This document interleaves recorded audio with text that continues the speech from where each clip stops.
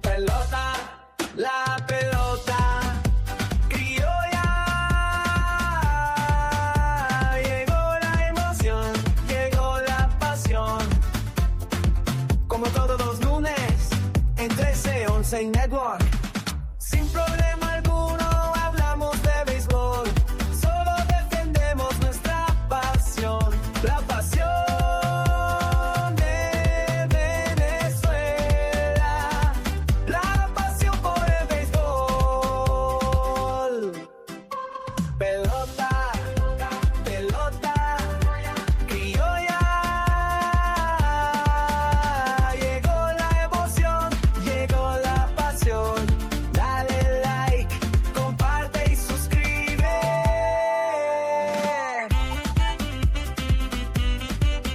1311 Network presenta Pelota Criolla. Pelota, la pelota criolla. Llegó la emoción, llegó la pasión. Como todos los lunes, en 13-11 Network. Sin problema alguno hablamos de béisbol. Solo defendemos nuestra pasión. La pasión de Venezuela. La pasión por el béisbol. Amigas, amigos, sean bienvenidos una vez más a otra edición de Pelota Criolla. Hoy estamos en diferido, no estamos en vivo como usualmente lo hacemos los lunes, pero igual estamos aquí para hablar un poquito de la pelota, de la pasión que sentimos por este deporte maravilloso que se llama béisbol. ¿Cómo estás, Anderson? Bienvenido. ¿Cómo estás, Gonzalo? Por acá bien, gracias a Dios. Estoy un poco contrariado. Estaba viendo Sí. la presentación y me veía mucho más joven en la foto que tengo allí en la presentación. Yo no Oye, sabía que ya se me estaban viendo los rasgos. Bueno, ahí desafortunadamente no te puedo ayudar. Bueno, hay efectos para eso, pero ahorita no te puedo ayudar. Hay una opción que se llama mejorar la imagen aquí en StreamYard, que te sirve para que te veas más, no te ves más joven, pero te ves mejor. Que es se llama un alivio. ¿Cómo está la cosa en Valencia? El calor, la electricidad. El calor está fuerte en Valencia y bueno, la electricidad horrible. O sea, se está yendo algunos sectores 10 horas por día, hay Wow. 5 horas por día, algunos 5 horas y después 4 horas.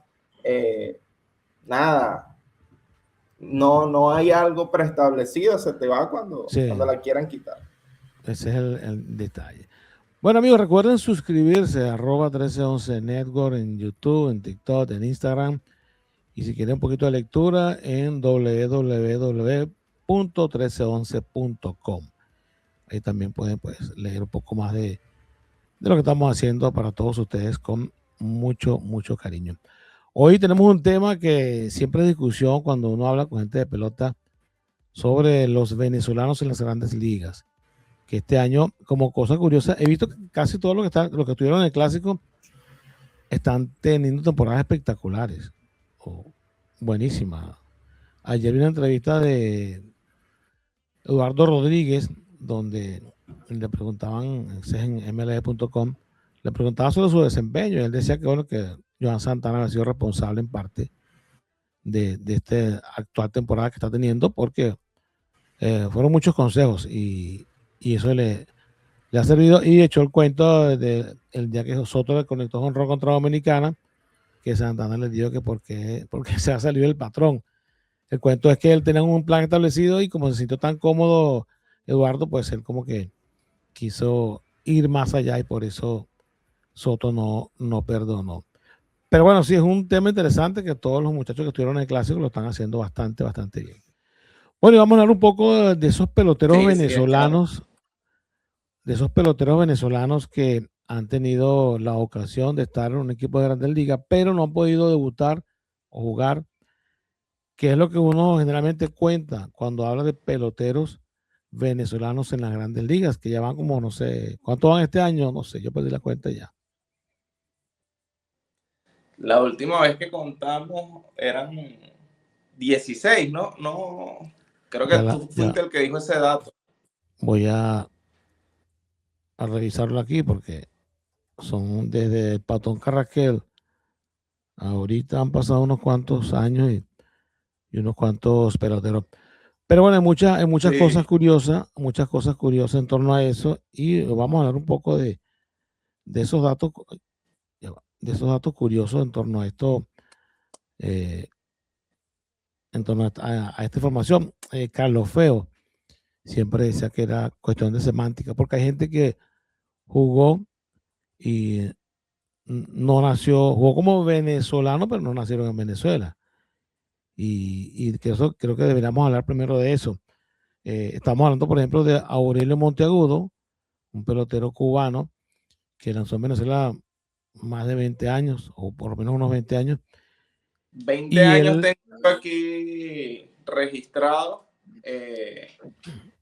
con sí, muchos equipos, con varios equipos acá en Venezuela, Tiburones, Magallanes, Leones y Llaneros de Portuguesa.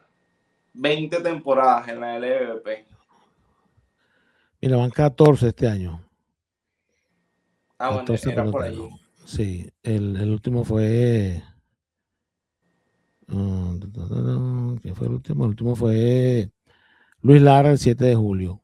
En julio han debutado dos, en junio uno, en mayo debutaron un, dos, tres, cuatro, cinco, en abril uno y en marzo tres.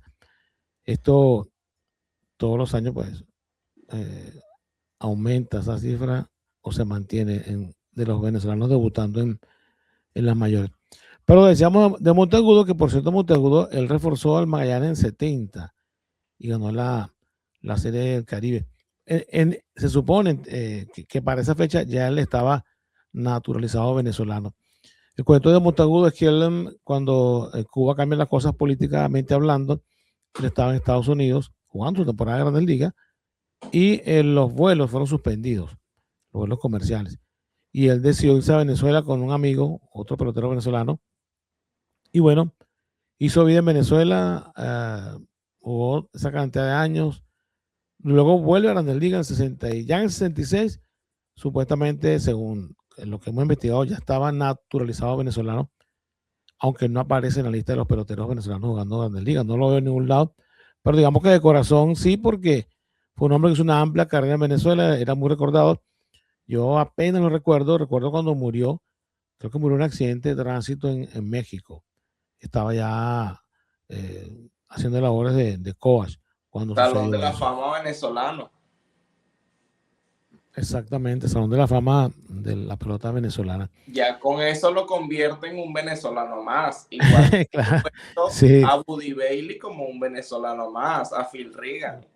Oye, sí, que Federica también tiene deberá tener su puesto ahí en el Salón de la Fama.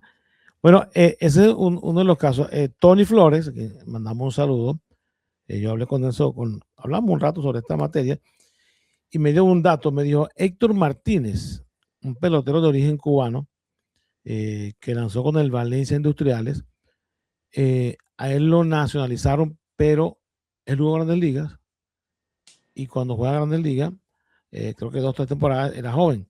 No volvió a Grandes Ligas de nuevo, pero en Venezuela lo nacionalizaron, así como se hacen las cosas en Venezuela, lo hizo el Valencia Industriales para quien jugó. Y bueno, hubo protestas de los demás equipos porque era, me imagino que muy rápido para hacer ese proceso, pero lo hicieron y bueno, después jugó con el Magallanes, con el Caracas, jugó mucho tiempo en Venezuela, voy a averiguar aquí cuánto, pero es curioso porque él fue naturalizado venezolano yo imagino que para que no ocupara un puesto pues como extranjero.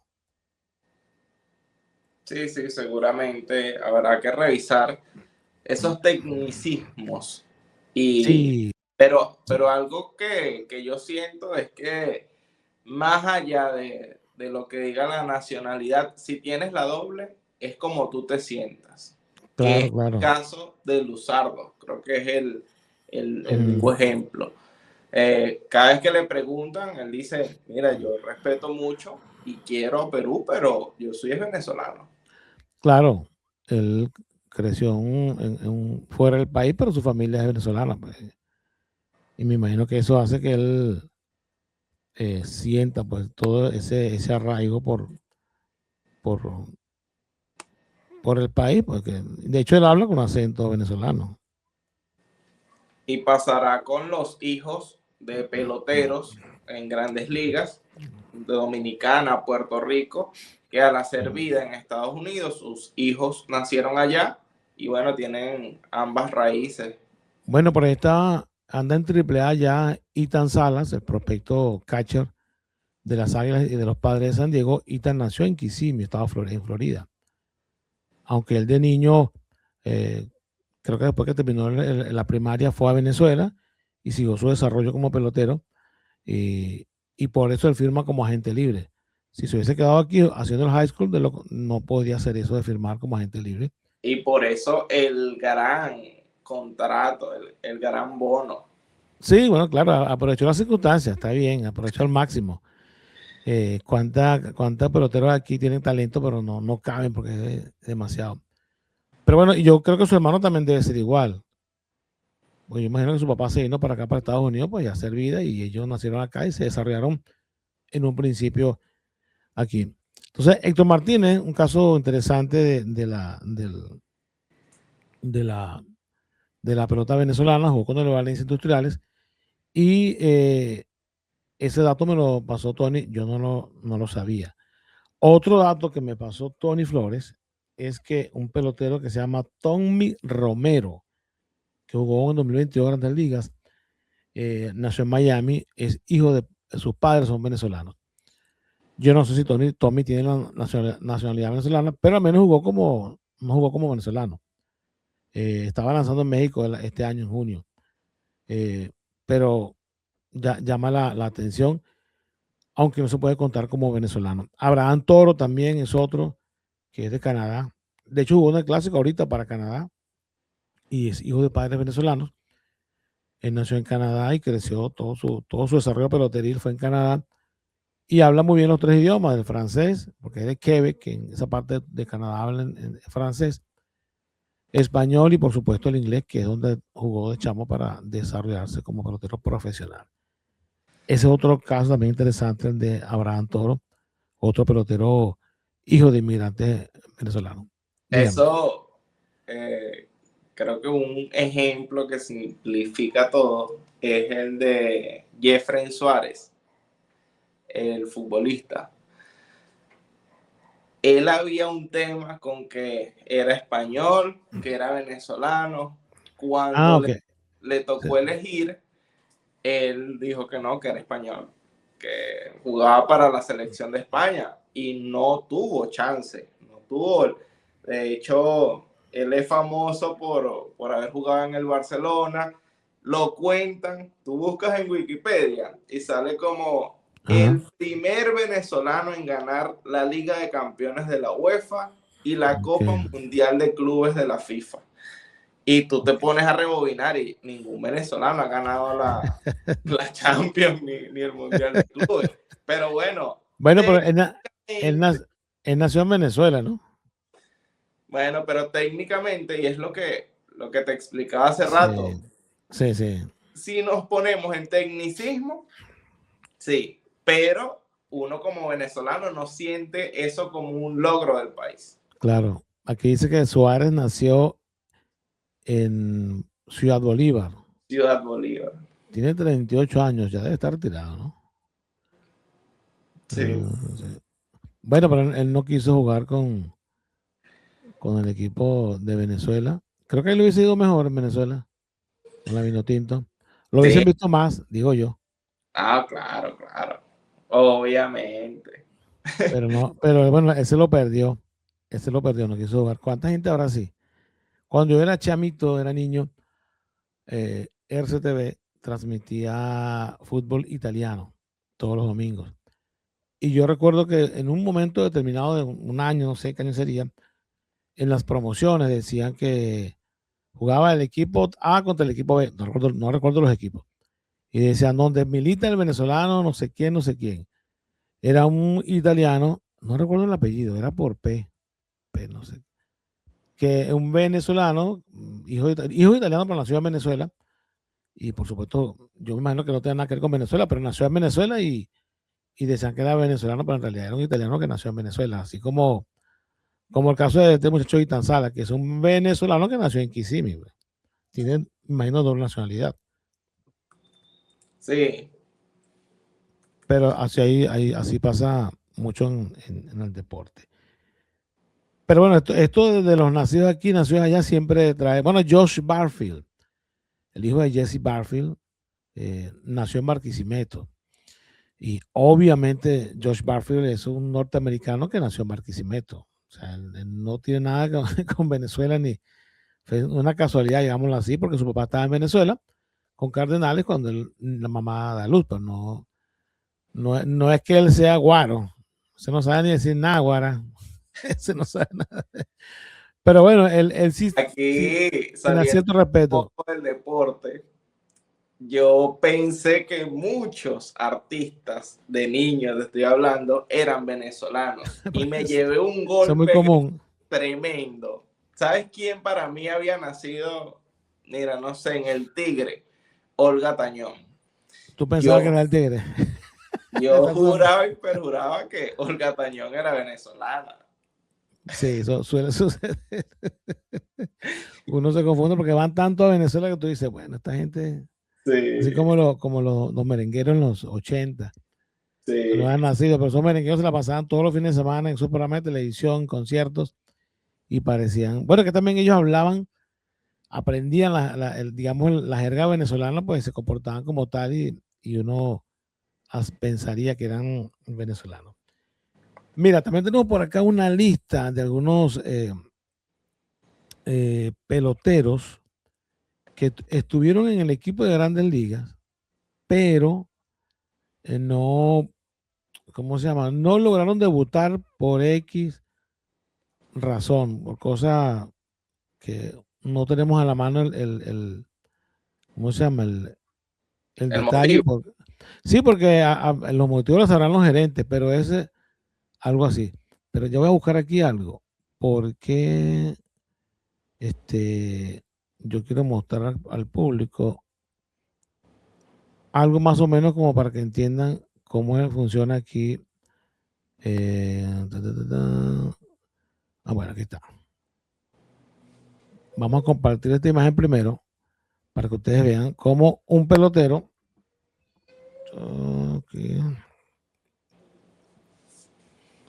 como un pelotero que está en un equipo, pero no. Aquí está, por ejemplo, Reiner Delgado es del roster 40 de los Astros de Houston, pero Reiner está en ligas menores. Él pertenece a ese roster 40, esa gente gana un poquitico más de lo normal, de lo que se gana en ligas menores, pero no está en el equipo arriba. Por ejemplo, Bryce Matthews está en la lista de incapacitados por 10 días. Él también es el roster de 40. Pero está en el equipo grande. Y este es el caso que le quería mostrar. Carlos Correa está en la lista de 60 días, ¿verdad? Pero él no está en el roster activo, pero forma parte de la plantilla de Grandes Ligas en el roster de 40. Carlos, si él comienza el primer día de temporada aquí, en esta posición, y se acaba la temporada y se mantiene allí, digamos, desde el punto de vista administrativo de Grandes Ligas, sus beneficios, su salario, pero si no juega, no aparece en la cuenta de los peloteros que jugaron ese año. Más o menos ese es el criterio de lo que vamos a hablar. Y los primeros 13 son estos peloteros. Randy Espina, Omar Poveda y Reggie Corona. Espina estuvo lesionado un año cuando Anaheim lo tomó, si no me equivoco, por el draft de la regla 5 y estuvo todo el año en Grandes Ligas y nunca hizo su debut. Y después no volvió al equipo grande, se quedó así, no, digamos que cobró un año de sueldo en Grandes Ligas, pero nunca debutó en las mayores. Sí, fue por regla 5 en 2001. Permaneció durante 20 días en la lista de incapacitados y después de eso fue enviado a ligas menores. Y bueno, después se perdió el nombre.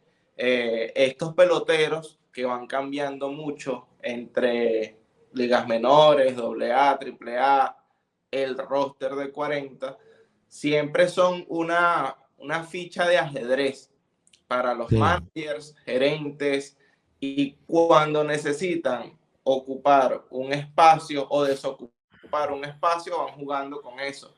Pero si tú ves que ya no necesitas al pelotero que vino y estuvo lesionado, puede que haya pasado tu tiempo.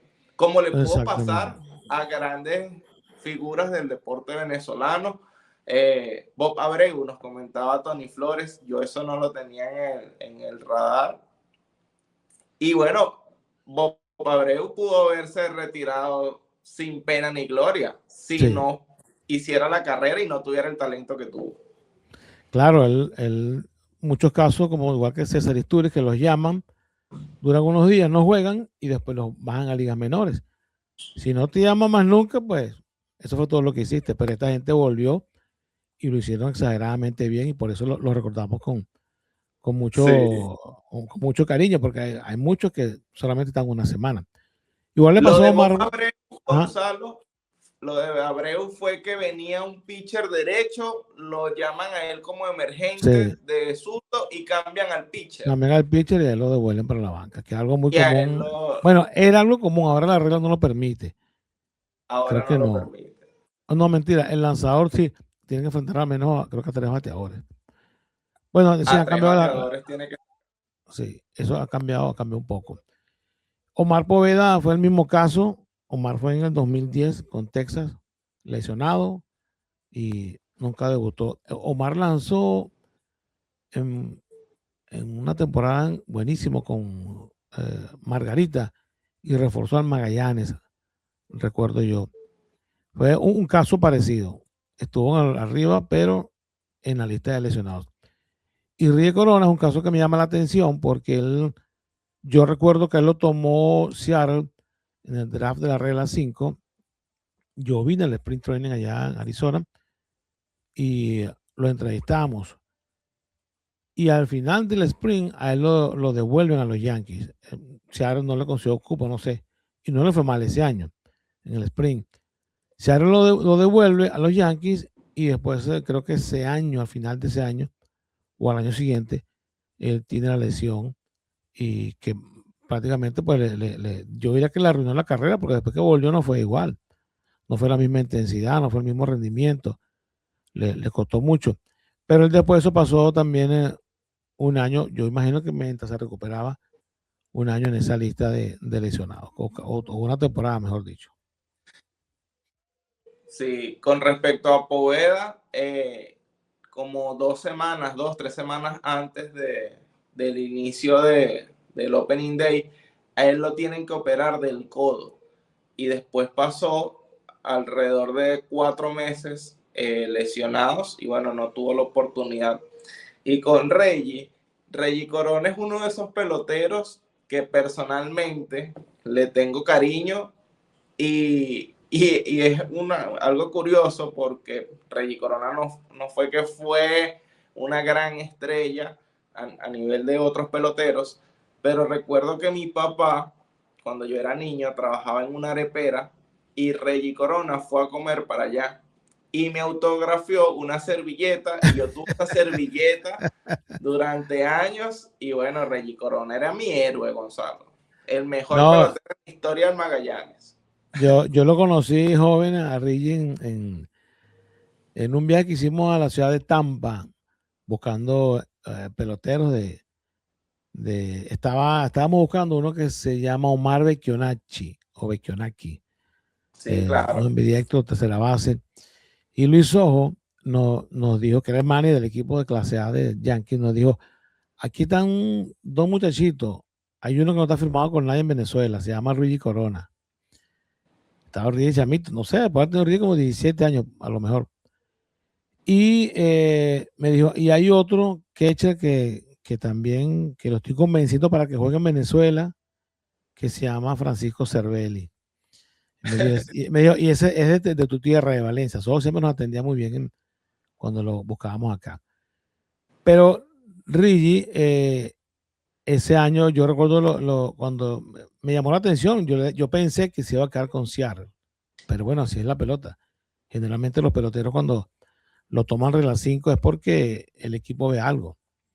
Que es una cosa muy curiosa porque son peloteros que no son protegidos en el roster de 40 y entonces las organizaciones los pueden tomar, creo que después del sexto año en ligas menores.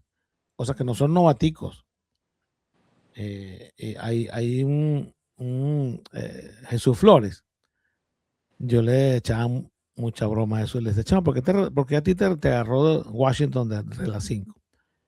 Y él me decía, no, porque yo maté la liga de clase A fuerte, y es verdad, en Florida. Y me dijo, claro, era como mi quinto año echando vaina. Y dice, era como mi quinto año en la liga. Todos me conocía todos los picheos, todos los pitches. Él mismo echaba vaina. Pero sí, él tuvo un buen año y ahí lo tomó Washington. Y yo imagino que tuvo que ver mucho el Manny Acta, que estaba en ese momento, lo había dirigido en Mets y después Manny estaba con Washington. Suele pasar. Johan Santana fue tomado por regla 5, si no me equivoco, por los Marlins. Y los Marlins lo mandan una hora después a Minnesota. Y como fue tomado en regla 5, ya, bueno, se ganó el puesto, pero hizo su carrera impresionante. Bo Abreu también fue tomado en un draft parecido, pero no fue regla 5.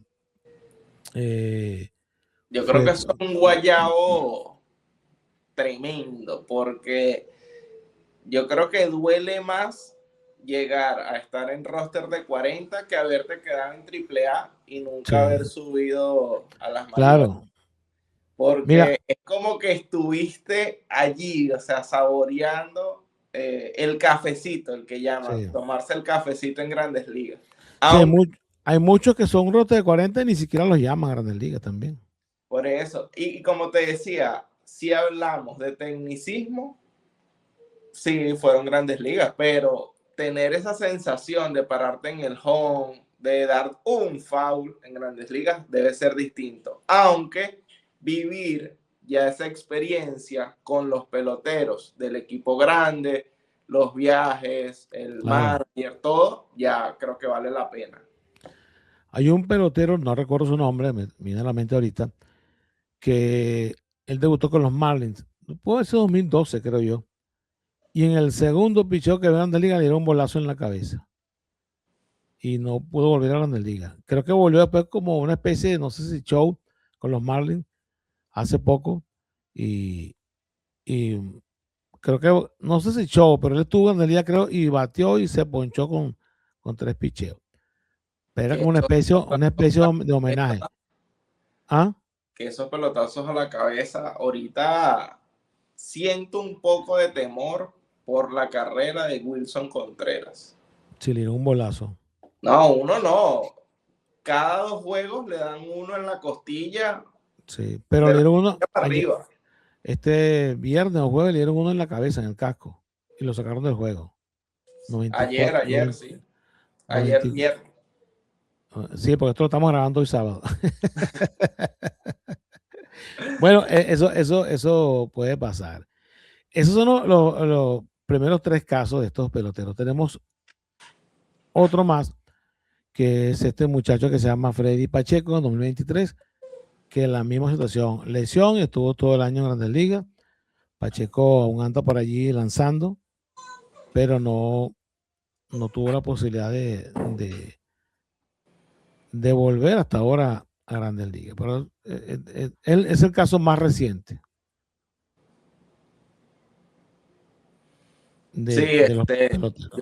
Yo no lo tenía en el radar hasta que nos pusimos a investigar. Y bueno, este año aparentemente no está lanzando Aquí dice que hasta el año pasado lanzó con el equipo de Detroit, pero este año no aparece en ningún equipo hasta ahora. Pero sí, es otro caso, el más reciente, un pelotero venezolano que por lesión está en el equipo, pero por lesión no juega. Y una vez que se recuperaron, no pudieron hacer el equipo, que es difícil la Grandes Ligas. Para que la gente vea, cuando un pelotero firma, las posibilidades que tiene de hacer el equipo de Grandes Ligas son reducidas, no es tan fácil. Sí, sí, y llegar es dificilísimo, ya lo estamos viendo, peloteros que estuvieron en el roster de 40, mantenerse muchísimo más.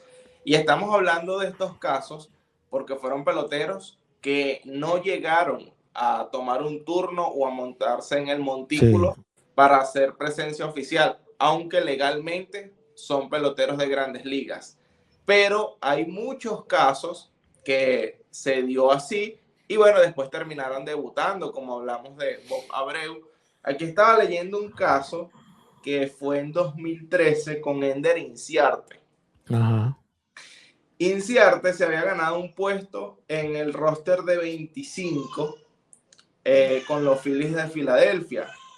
Estuvo en la jornada inaugural sin ver acción. O sea, estuvo con el equipo, pero no lo metieron.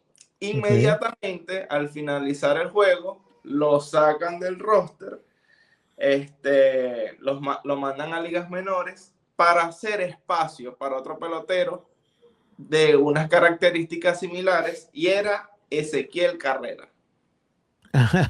Imagínate tú. ¿Y qué pasa? Que Inciarte ese año no vio acción, que fue en 2013, y tuvo que esperar hasta 2014 para hacer el debut oficial. Sí, eso suele suceder. Mira, ahorita que estamos hablando de los que son drafteados así, cambiados, como por ejemplo, me acuerdo también de Félix Escalona, actual Cobas del Magallanes. Félix fue tomado en el draft de regla 5 por San Francisco, por los Gigantes. Y yo recuerdo que hablé con él en esos días y me dijo, no, me tomó un Gigante, estoy emocionado, voy a conocer a Barry Bonds. Y San Francisco lo cambió los días para Tampa Bay, o los Yankees, creo, o no, Tampa Bay. Y no tuvo la oportunidad de estar en el mismo lugar con Barry Bonds, al menos como él lo pensó. Es decir, eso pasa también. Suele.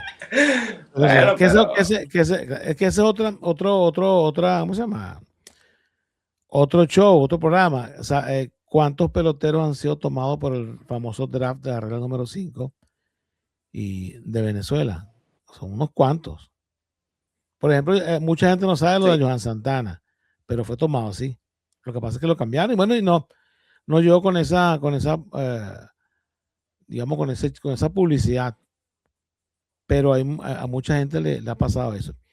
Mira, otro caso de peloteros que están en el día con el mismo parecido, pero estos estaban sanos. Sin embargo, las circunstancias no le permitieron debutar. Y son estos tres peloteros que jugaron en Grandes Ligas, estuvieron en el roster activo, pero no debutaron.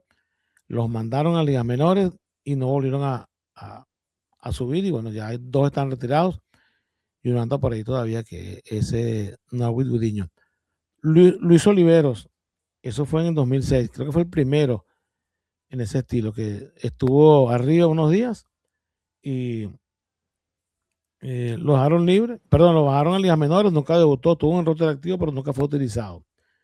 Gudiño fue en 2023 con Boston. Por cierto, Gudiño aparece, yo no sé, dejo esto de tarea a Tony, y al que quiera investigar, Gudiño aparece en el roster del 2023 del Clásico, aunque no lanzó. Es lo que estuve leyendo por ahí. Ese mismo año Boston estuvo arriba por un día y no jugó y bueno, no debutó en las mayores. Y el tercer caso es el Chato Yepes, quien llegó a Grandes Ligas. Aquí dice que fue llamado el 29 de junio del 2011, día de mi cumpleaños, por cierto. Y el 6 de julio lo dejaron libre. Y lo despidieron. No tuvo la ocasión de debutar tampoco en las mayores el Chato Yepes. ¿Te parece eso? Estaba leyendo que Oliveros cuando fue subido fue porque el receptor regular del equipo había pedido permiso para irse a Japón y por eso es que él lo suben. No porque no estaba teniendo un buen rendimiento, sino porque el receptor había pedido permiso por, creo que era el juego de las estrellas, que se estaba disputando en ese momento y bueno, tuvo unos días allí. Y por eso fue que fue subido. Y mira, no pudo debutar en las mayores. Hay muchos cuentos así, hay muchas cosas que suceden en el béisbol que uno a veces queda, ¿cómo se llama? Sí, porque no todo así tan cuadradito, hay muchas cosas que pasan. Wilfredo Boscán en 2015 fue subido en 3 oportunidades y no pudo hacer el debut. Tuvo que esperar hasta 2016 para debutar. Ese sí estaba así, esperando. Yo no sé cuántas veces habrá calentado el brazo. Un pelotero, un receptor venezolano, Tobías Hernández, que jugó poco en Grandes Ligas, pero tuvo su cafecito, tuvo 2 turnos y conectó su hit. O sea, sí dio ese gustazo de jugar en Grandes Ligas. Era un catcher de Cardenales de Lara, recordado, Tobías Hernández. Son uno de esos casos así que hay muchos peloteros también que, mira, que ya me acordé de un cuento que Tony una vez lo hablamos y ayer me lo recordó. Robin John, Salón de la Fama con Milwaukee, un tipo que ya tiene 70 y algo años, 70. Jugó, imagínate tú, jugó con Milwaukee nada más y nada menos que 20 años. Ocupó varios lideratos, más de 1.400 impulsadas, la estrella del equipo de Milwaukee. Pero él tuvo un hermano, que se llama Larry Young. Larry es incluso mayor que él, 6 años. Era lanzador. Pero en el año 1971, a él lo llaman, ya te voy a decir con qué equipo, lo llama Houston, a las mayores. Y él estaba listo para debutar y era lanzador. Y lo anuncian y él se pone va a su lomita y calentando, siente un dolor en el brazo, en el hombro, creo. Siente un dolor, manifiesta que no puede lanzar, lo sacan, nunca enfrentó a un bateador, lo sacan, luego se recuperó, pero lo mandaron a las menores y no volvió nunca más a las mayores. O sea, su paso por las mayores fue nada más calentar en la lomita y después salir del juego porque se lesionó. Es un caso, bueno, no sacó ni un out. Han soñado con haber calentado en un campo de Grandes Ligas. Hace poco me salió un video de un muchacho. Disculpa, yo creo que según me dijo Tony que Larry Young había jugado en Venezuela. Yo no lo tengo en el radar como tú dices, pero no lo puedo buscar ahorita aquí ahora mismo.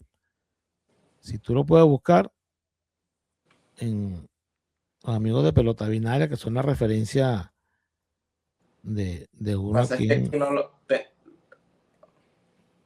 No, yo no, bueno, lo dejamos para la semana que viene, no lo tengo a la mano, pero Larry Young es ese caso realmente curioso. Ese sí fue anunciado, no tuvo acción, pero bueno, ese es su.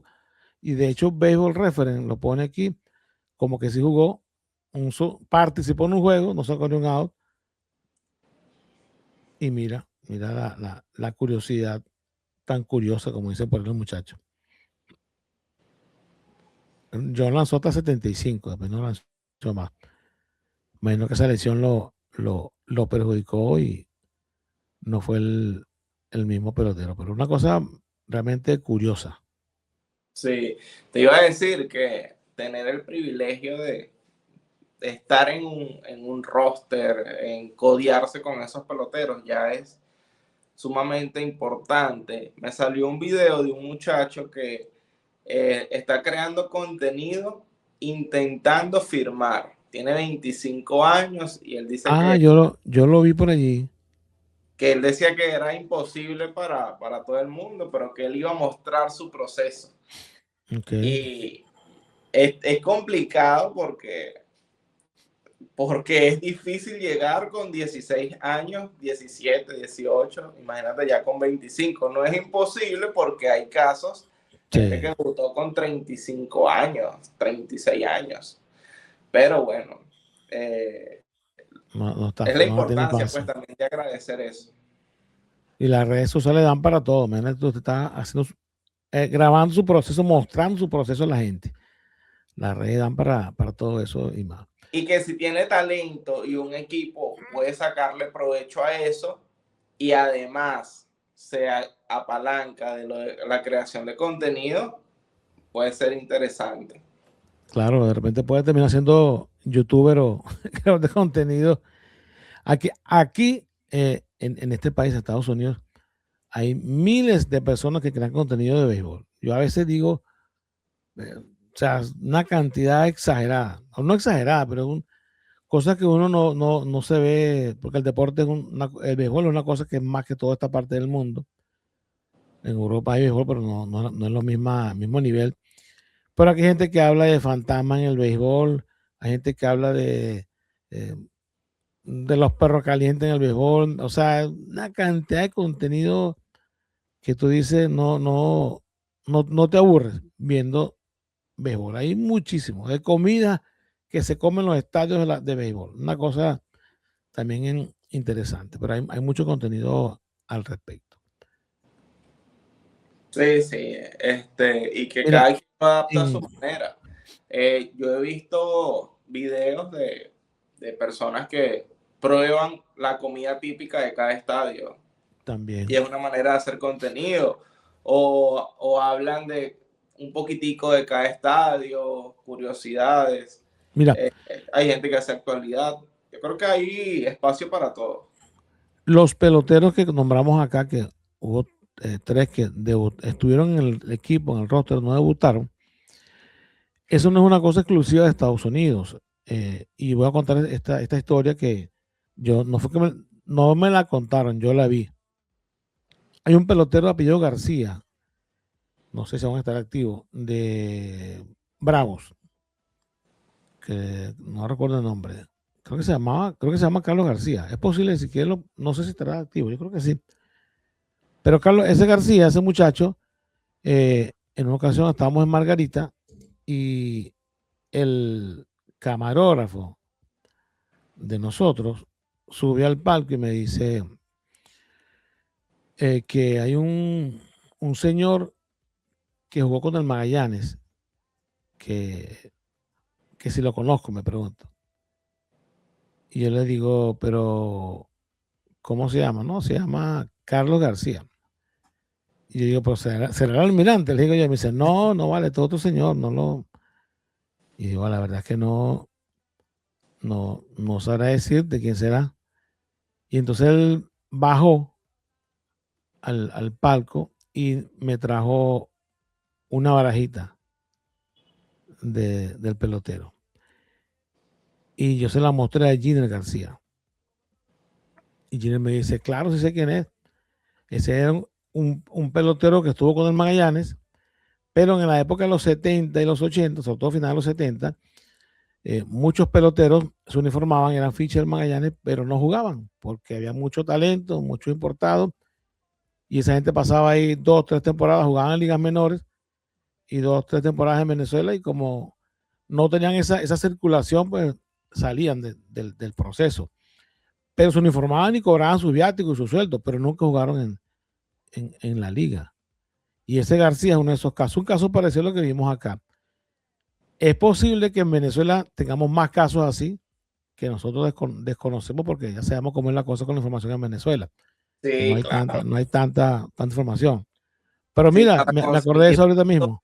para conseguir todo lo que hemos hablado, más allá del conocimiento que puedas tener, la ayuda de Tony ha sido rasguñando información, un poquitico por aquí, un Claro, poquito por allá. Sí, sí. Bueno, si no es con Tony, no hacemos este show de hoy porque no hay manera. Por cierto, estamos trabajando de la mano con Tony para colocar la información en la página web, que sé que les va a gustar a los amantes de la pelota, lo que les gusta la historia, lo que les gusta escudriñar un poco más en la pelota, específicamente en la pelota venezolana, que de eso hay muy poco en la red.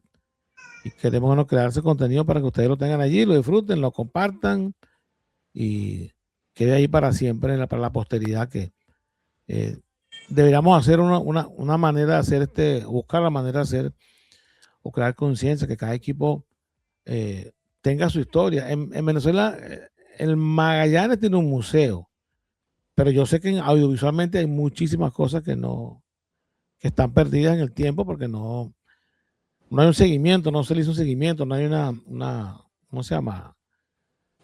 No hay no hay una administración o no se organizó todo ese archivo que yo sé que está ahí. Yo sé muchas cosas porque están en mi mente, porque las vi, pero no, hay cosas que no vi, pero sé que están en video. Sí, sí. Habrá que ver cómo se recupera eso. Está difícil. No, bueno, hay un gran archivo ahí que tiene más de 20 años, pero eso es lo que hay que organizarlo y eso toma tiempo, pero no es difícil. Lo más difícil es grabar, porque en Venezuela hay mucha deficiencia en esa materia. Pero una vez que lo tienes grabado, bueno, ya lo demás debería ser coser y cantar y coser, como decían antes. Sí. Mira, ¿qué descubriste con esta información que nos mandó Tony? No, Yo descubrí que no sé nada. hay un universo de cosas que Sí. uno no sabe. De hecho, nombres tan cercanos como el de Gudiño, que estuvimos hablando de él hasta hace poquito, figura del Caracas. Claro.